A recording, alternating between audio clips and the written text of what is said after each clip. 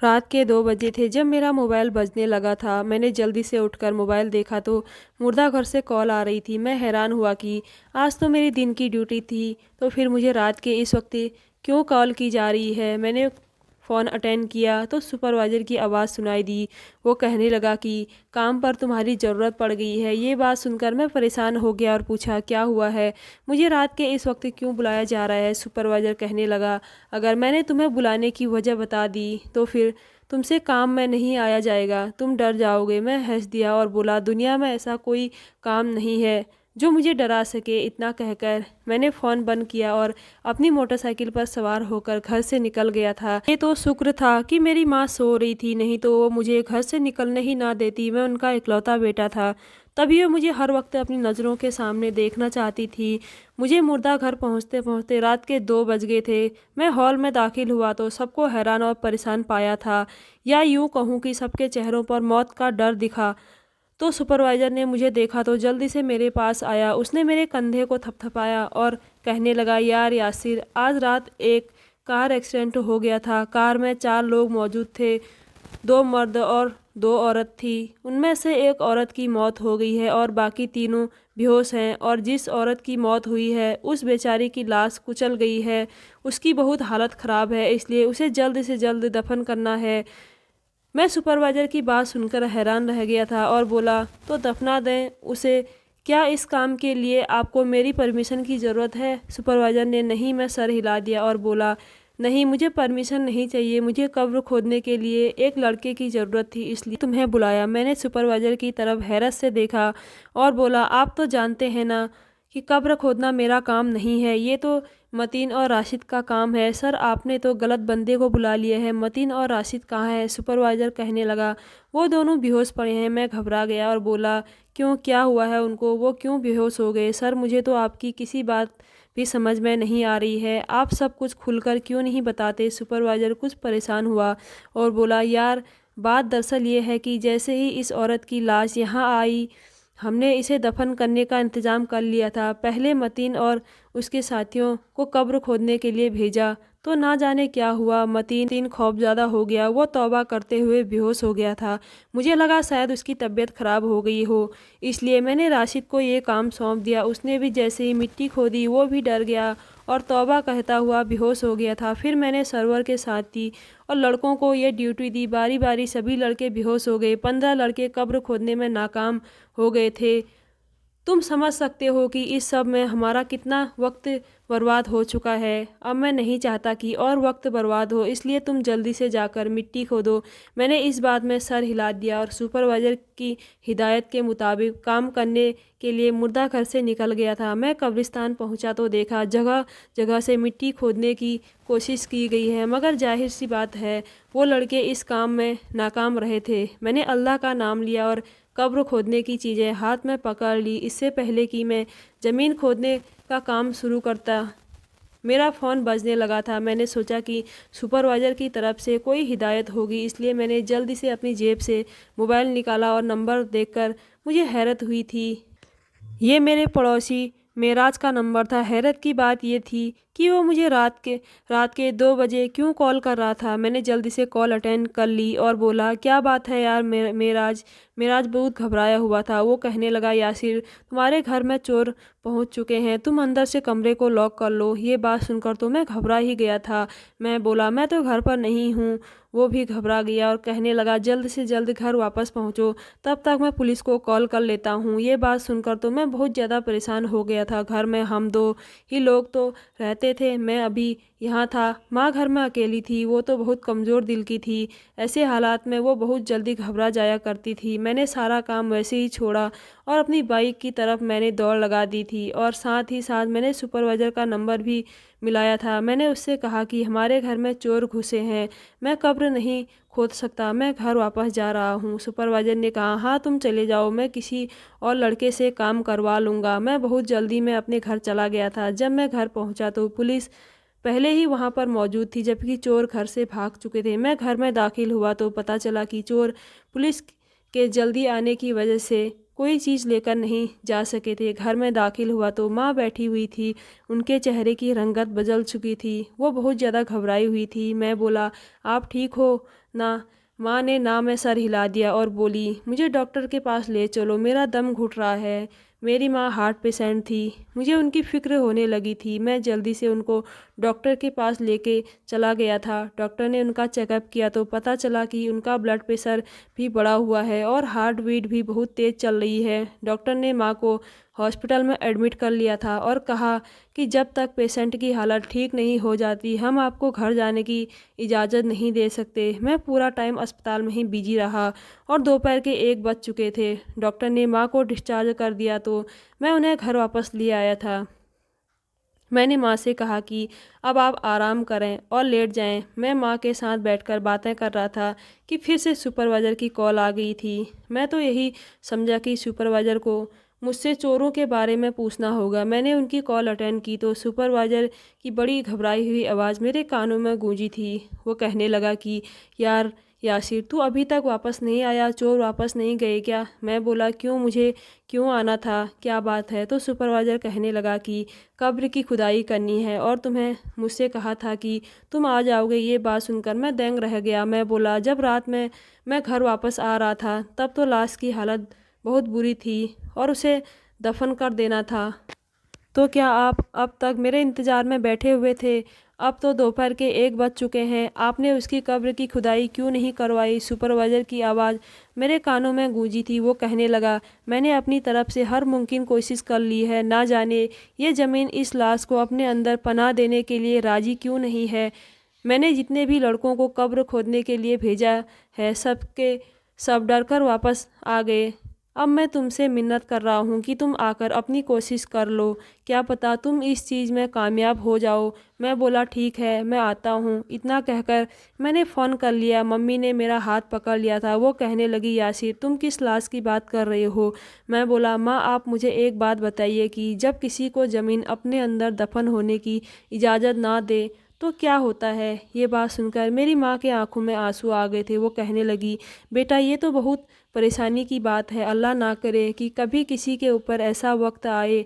अल्लाह जिस तरह इंसान का पर्दा दुनिया में रखता है, मौत के बाद भी हर किसी का पर्दा रखे। कभी किसी के गुनाह इस तरह से फांस ना हो। मैं बोला, क्या मतलब, कैसे गुनाह? माँ कहने लगी, जो इंसान बहुत ज़्यादा गुनहगार होता है उसको दफनाने के दौरान अलग अलग तरह के मसले खड़े होते हैं। मैंने तो ये भी सुन रखा है कि जो गुनहगार इंसान होता है उसकी कब्र खोदने वाले को जहन्नुम की आग महसूस होने लगती है और कुछ ऐसी मैयतें होती है जिनके लिए कब्र की खुदाई की जाए तो ज़मीन पत्थर जैसी सख्त हो जाती है। मैं बोला, माँ, अगर कोई इंसान किसी कब्र की खुदाई के दौरान बेहोश हो जाए तो इसका क्या मतलब है? मेरी माँ की आंखों से आंसू बह रहे थे। वो कहने लगी, तो इसका यही मतलब है कि कब्र खोदने वाला मैयत पर दफन होने के बाद आने वाली अजाब अभी से अपनी आंखों से देख रहा है और वो सब कुछ देखकर डर कर बेहोश हो जाता है। मैंने सर हिला दिया था। माँ कहने लगी, अच्छा, तुम ये सब क्यों पूछ रहे हो मुझसे? तब मैंने मुर्दा घर में पेश आने वाला सारा वाक़या अपनी माँ को सुना दिया था। मेरी माँ बात सुनकर माँ को गुस्सा आ गया था। वो कहने लगी, तुम बहुत नालायक हो। बचपन में मैंने तुम पर सख्ती करनी चाहिए थी। उतने में सुपरवाइज़र का कॉल आया और उसने कहा कि तुम कब्रिस्तान जाकर कब्र की खुदाई करो। जैसे ही कब्र की जगह खुद जाएगी मैं वहाँ पर लाश को लेकर पहुँच जाऊँगा। मैंने कहा कि ठीक है, मैं जाकर अपना काम शुरू करता हूँ। एक बार फिर से मैं कब्रिस्तान में मौजूद था। मेरे साथ 2 लड़के भी आए थे जिनके पास कब्र की खुदाई का ज़रूरी सामान मौजूद था। मैंने जैसे ही वो सामान कपड़े से निकाला और अपना काम शुरू करने ही वाला था कि मेरे फ़ोन की घंटी एक बार फिर से बजी थी। तो मैं घबरा गया था कि ना जाने अब क्या हो गया हो। मैंने जल्दी से फ़ोन जेब से निकाला तो ये देखकर हैरान रह गया था कि सुपरवाइज़र की कॉल आ रही थी। ना जाने अब क्या हो गया हो। मैंने जल्दी से फ़ोन जेब से निकाला तो ये देखकर मैं हैरान रह गया था कि सुपरवाइज़र की कॉल आ रही थी। मैंने जल्दी से फ़ोन कान में लगाया और बोला, मैं अभी ज़मीन खोदने ही वाला हूँ, आप थोड़ी देर बाद फ़ोन कीजिएगा। सुपरवाइज़र कहने लगा, नहीं नहीं, अब इस चीज़ की ज़रूरत नहीं रही। तुम अभी कब्र मत खोदो। लाश के रिश्तेदारों को होश आ गया है। अब वही हमें बताएंगे कि इस लाश को कहाँ दफन करना है। उनकी मर्ज़ी के मुताबिक ये काम किया जाएगा। मैं बोला, मैं अभी इधर ही हूँ कब्रिस्तान में। आप मुझे पूछ कर बता दें कि उनका क्या इरादा है। सुपरवाइज़र ने कहा, तुम वापस आ जाओ। अगर लाश को दफनाने की ज़रूरत पेश आई तो मैं तुम्हें वापस कब्रिस्तान भेज दूँगा। मैंने कहा कि ठीक है। मैंने फ़ोन बंद कर दिया था और खुद गहरी सोच में गुम हो गया था। आखिर ये हो क्या रहा है। अभी कह दिया जाता है कि कब्र खोदो तो कभी कह दिया जाता है कि इस चीज़ की ज़रूरत नहीं है। रात के 12 बजे से लाश मुर्दा घर में पड़ी थी और अब तो दिन के 4 बज चुके थे और यही नहीं तय हो पा रहा था कि लाश को दफनाना भी है या नहीं। मैं वापस मुर्दा घर पहुंच चुका था। अब मेरी मुलाकात सुपरवाइज़र से नहीं हुई थी क्योंकि वो हॉस्पिटल गया हुआ था। वो लाश के रिश्तेदारों से उनकी रजामंदी जानना चाहता था। मैं अपनी रोज़मर्रा की ड्यूटी में बिजी हो चुका था। तकरीबन 1 घंटा गुजरा होगा जब मैंने सुपरवाइज़र को आते हुए देखा था। मैंने जैसे ही सुपरवाइज़र को देखा फ़ौरन उसके पास जाकर खड़ा हो गया था। मैंने उससे पूछा कि उन लोगों को क्या बताया है। सुपरवाइज़र कहने लगा कि वो इस मैयत की बहन है। वो कह रही थी कि वो अपनी बहन को हैदराबाद लेकर जाएगी। वो लोग लखनऊ से थे और वहीं वापस जा रहे थे। हमने हॉस्पिटल वालों से परमिशन मांगी तो उन्होंने साफ साफ कह दिया कि अगर हवाई जहाज़ के ज़रिए लाश को ले जाने का इंतज़ाम हो जाएगा तो उनको ले जाने की इजाज़त मिल जाएगी, नहीं तो इसे यहीं दफन करना पड़ेगा। उसकी बहन ने अब कह दिया है कि मैं चाहती हूँ कि मेरी बहन को यहीं पर दफना दिया जाए। मैं बोला, सर ये तो बड़े मसले की बात हो गई है। अब फिर से हमें कब्र की खुदाई की फ़िक्र करनी पड़ेगी। सुपरवाइज़र कहने लगा, इस बार मैयत की बहन और दूसरे लोग भी हमारे साथ कब्रिस्तान में जाएंगे क्योंकि मैंने उन्हें बताया है कि कब्र खोदने में मुश्किल हो रही है। उनकी बहन ने कहा था कि वो हमारे साथ आएगी और देखेगी क्या मसला हो रहा है। सुपरवाइज़र कहने लगा, यासिर तुम्हें हमारे साथ जाना पड़ेगा। तुम कब्र खोदने के लिए तैयार हो। मैंने इस बात में सर हिला दिया था। तैयार हूँ। मैंने इस बात में सर हिला दिया था। मैं सुपरवाइज़र को ये नहीं बताना चाहता था कि अब तो मैं भी घबरा चुका हूँ। खैर हम कब्रिस्तान पहुँच चुके थे। थोड़ी देर में मैयत और उसकी बहन को भी ले आया गया था। साथ 2 लड़के भी थे। मुझे नहीं पता था कि ये लड़के इस मैयत के क्या लगते हैं। बहन का तो रो रो कर बुरा हाल हो गया था। सुपरवाइज़र ने मेरी तरफ देखा और बोला, अपना काम शुरू करो। मैंने ज़मीन खोदने की कोशिश की मगर ज़मीन पत्थर की बन चुकी थी। मुझे पहले ही पता था कि मुझे परेशानी का सामना तो करना ही पड़ेगा। मैंने वो जगह छोड़ी और थोड़ी दूरी से खुदाई करने लगा। मैंने बड़ी हिम्मत की मगर अब मैं भी नाकाम रहा था। सुपरवाइज़र मेरे पास आकर खड़ा हो गया। उसके चेहरे पर फिक्र साफ नज़र आ रही थी। कहने लगा, क्या बात है। मैं बोला, सर ज़मीन साथ नहीं दे रही है। सर के चेहरे पर पसीना आ गया था। वो धीरे से बोला, तुम्हें पता है कि कब्र खोदने वाले का फ़र्ज होता है कि वो मैयत का पर्दा रखे। तुम बिल्कुल ज़मीन की सख्ती उसके रिश्तेदारों पर जाहिर मत करना। तुम जानते हो लोग 100 तरह की बातें करते हैं। मैंने सर हिला दिया और एक बार फिर से ज़मीन खोदने की कोशिश करने लगा था। मैं अपनी पूरी ताकत लगा रहा था। मेहनत करके मैं थक गया। फिर सुपरवाइज़र से बोला, सर आप ही मेरी कुछ मदद करें। सुपरवाइज़र आगे बढ़ा और उसने मेरे हाथ से फावड़ा ले लिया। वो भी कोशिश कर रहा था और नाकाम था। सुपरवाइज़र कहने लगा, या अल्लाह इस लाश के गुनाहों को माफ़ कर दें, इस पर नरमी कर, तू रहीम है, तू करीम है। तभी मैयत की बहन आगे बढ़ी। उसके चेहरे पर गुस्सा था। वो कहने लगी, आपको पता होना चाहिए कि हम मरीज हैं। हम अस्पताल से उठकर यहाँ आए हैं और आप दोनों कितने आराम से खड़े होकर खुसखुस फुसफुस कर रहे हैं। मुझे बताइए क्या मसला है। सुपरवाइज़र बोला, ज़मीन साथ नहीं दे रही है। मुझे बताइए हम क्या करें। उस लड़की के चेहरे पर जर्दी फैल गई थी जो दहशत थी। एक लड़का आगे बढ़ा था। उसके चेहरे पर गुस्सा था, लाश के लिए नफरत थी। वो बोला, ये सब इसके गुनाहों का नतीजा है। इस जैसी बदकिरदार औरत को तो ज़मीन भी कबूल नहीं कर रही है। लाश की बहन रोने लगी। वो बोली, भाई ऐसी बात तो मत करो। लड़का बोला, मैं सारी ज़िंदगी यही समझता रहा कि मेरी बहन बहुत नेक है मगर इसने हमें पागल बनाया, इबादत का ढोंग रचाया। हमारे सामने नेक बनती थी और पीछे से क्या गुल खिला रही थी। अगर ये सिर्फ गुनाहगार होती फिर भी ठीक था मगर ये तो इबादत की आड़ में ड्रामा कर रही थी। लड़की रो रही थी। वो बोली, ये बहुत मुश्किल वक्त है। ऐसी बात मुँह से ना निकालो, कहीं हम अल्लाह की पकड़ में ना आ जाएं। लड़की बहुत ज़्यादा घबराई हुई थी। मैंने एक बार फिर से खुदाई करने की कोशिश की थी। इस बार भी मैं नाकाम रहा था। मेरे दिमाग में ख्याल आया कि अल्लाह के कलाम की मदद लेनी चाहिए। मैंने अपनी जेब से मोबाइल निकाला और एक दुआ चला दी। अब तो वैसे ही हर तरफ अंधेरा फैलने लगा था। माहौल में जब दुआ गूंजी तो दिल दहलाने लगा था। मैंने कब्र खोदना शुरू कर दी थी। तभी एक दिल दहला देने वाली चीख मेरे कानों में गूंजी थी। मैंने डर कर पीछे देखा तो मैयत की बहन ज़ोरों ज़ोरों से रो रही थी। उसके रोने में एक खौफ सा था। डर के मारे मेरे रोंगटे खड़े हो गए थे। वो कहने लगी, फरीदा, तुमने यह क्या कर दिया? तुमने मर कर बहुत बड़ी मुश्किल खड़ी कर दी। पूरी दुनिया जानती है कि बहनों में आपस में बहुत से राज होते हैं। तुम्हारी ज़िंदगी के हर पहलू से वाकिफ़ हूँ। तुम दुनिया वालों के लिए तो बहुत नेक थी, लेकिन मेरे लिए तो तुम बिल्कुल भी अच्छी नहीं थी। मैं तुम्हारी तन्हाई से वाकिफ़ थी। फराज, देखो, तुम भी शुरू से वाकिफ़ थे। फराज, देखो, तुम भी शुरू से यही कहा करते थे कि आप ही जैसी ही बनना है। तुम शुरू से ही आप ही से बहुत अट्रैक्ट थे, लेकिन जब फरीहा की मौत के दिन करीब आए तो तुम्हें भी उससे नफ़रत हो गई ना। तुमने भी जान लिया कि तुम्हारी आपी बिल्कुल अच्छी नहीं थी। सुपरवाइज़र आगे बढ़ा और बोला, मेहरबानी करके आप मैयत के पास खड़ी होकर उसकी बुराइयां मत करें। पहले ही बहुत मुश्किल है।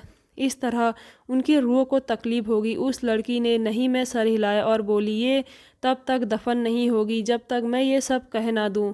मैं मजबूर हो गई हूँ। अल्लाह के कलाम ने मुझे मजबूर कर दिया है कि मैं आज हर बात कह दूँ। मेरी बहन फरिया बहुत नेक थी। हर इंसान उससे बड़ी मोहब्बत करता था। मैं भी यही कोशिश किया करती थी कि उसके जैसी बन जाऊं। मेरा भाई फराज भी तो यही कोशिश किया करता था। हमारी ज़िंदगी बहुत अच्छी गुजर रही थी। हर तरफ सुकून ही सुकून था।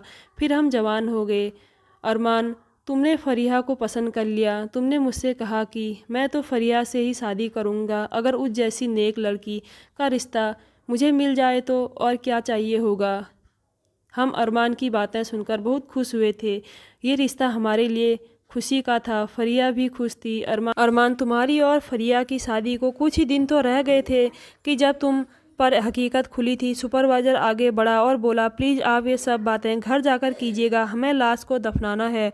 वो लड़की कहने लगी, तुम लोगों ने अपनी कोशिश कर ली है, मगर तुम लोग नाकाम रहे हो। तुम लोगों के दिल में भी यही सवाल है कि आखिरकार इसने ऐसा कौन सा गुनाह किया है जिसकी वजह से ये दफन नहीं की जा रही है। मैं तुम लोगों को इसका गुनाह बताना चाहती हूँ। मुझे उम्मीद है जब मैं सब कुछ बता दूंगी तो ये दफन हो जाएगी। इससे पहले बता दूंगी तो मैं ये दफन हो जाएगी। इससे पहले कि सुपरवाइज़र कुछ कहता, मैंने उसे खामोश रहने का इशारा किया था। वो लड़की एक बार फिर से बोलने लगी थी। वो बोली, मेरे मामू के लड़के अरमान को मेरी बहन बहुत अच्छी लगी थी, इसलिए उसने मेरी बहन का रिश्ता मांग लिया। अरमान बहुत अच्छा लड़का था, इसलिए रिश्ता भी कबूल कर लिया गया। वो उन दिनों बहुत खुश था, मगर उन दिनों मैंने अपनी बहन को भी बड़ा खुश पाया था। वो हवा में उड़ती थी। मैंने उससे पूछा कि तुम इतनी खुश क्यों हो? तो वो कहने लगी कि मुझे अरमान पसंद था। अल्लाह ने मेरा रिश्ता उसके साथ तय कर दिया। अब मैं खुश नहीं रहूं तो और क्या करूं। दिन ऐसे ही गुजरते गए। फिर मैं, फरीहा, मेरा भाई फराज और कजन अरमान हैदराबाद एक शादी में शरीक होने के लिए आए थे। मैंने इन दिनों अरमान को बहुत करीब से देखा था। अरमान बहुत अच्छा इंसान था, हैंडसम भी बहुत था।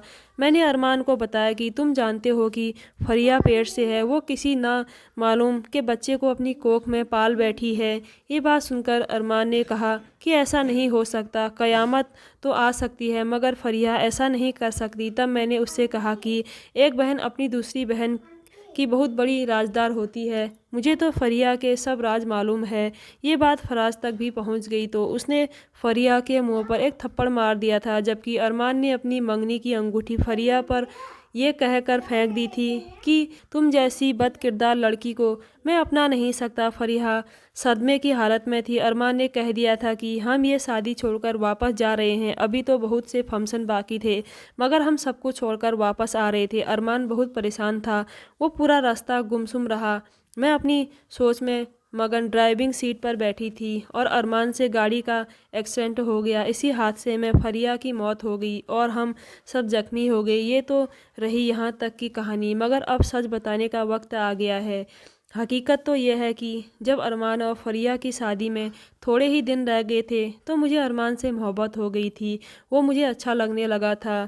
जी चाहता था कि मैं उसे अपनी ज़िंदगी में शामिल कर लूं। अब ये रिश्ता टूटता तभी मेरी दाल गलती, इसलिए मैंने शादी वाले घर में जाकर अरमान से कह दिया कि फरिया तो बद किरदार है। मैंने नेक शरीफ लड़की पर बद किरदारी का इल्ज़ाम लगाया था। मेरी बहन में कोई बुराई नहीं है, ये जन्नती है। कार हादसे में हम लोग तो बच गए मगर फरिया हमसे बिछड़ गई।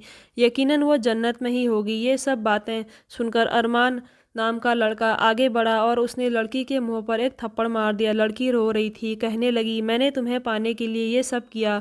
मैंने अपनी सगी बहन पर इल्ज़ाम लगा दिया। अरमान कहने लगा, मैं तो कभी तुम्हें तुम्हारे ख्वाब में भी ना मिलूं। सुपरवाइज़र कहने लगा, मैयत की बेगुनाही सबके सामने आ गई है। अब तुम कब्र खोदने की कोशिश करो। मैंने कब्र खोदी तो बड़ी आसानी से खुद गई।